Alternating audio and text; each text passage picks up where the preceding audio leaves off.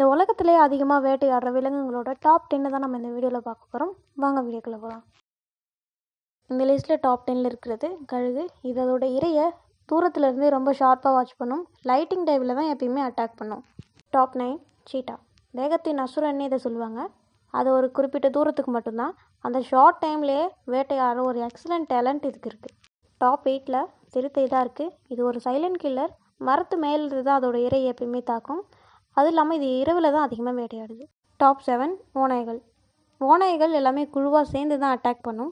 Attack பண்ணுறதுக்கு முன்னாடியே plan பண்ணி அதோட இரையை சோர்வடைய செஞ்சு தான் வேட்டையாடுது. டாப் 6 கரடிகள். இது ரொம்ப strongest animal.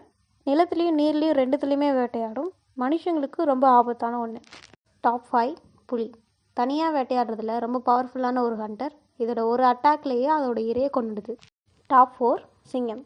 King of the jungle. Sivaji படத்தில் சொல்கிற மாதிரி சிங்கம் சிங்கிளெல்லாம் வராது. சிங்கம் எப்பயுமே கூட்டமாக தான் வேட்டையாடும்.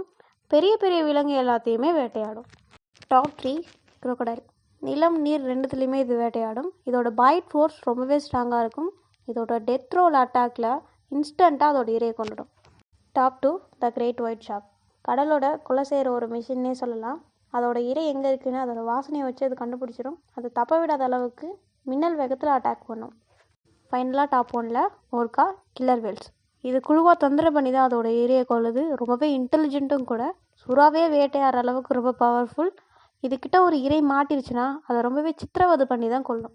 இந்த மாதிரி இன்ட்ரெஸ்டிங்கான அனிமல் ஃபேக்ட்ஸ்லாம் தெரிஞ்சுக்கிறதுக்கு சேனலை சப்ஸ்கிரைப் பண்ணி பெல் ஐக்கானை கிளிக் பண்ணிக்கோங்க.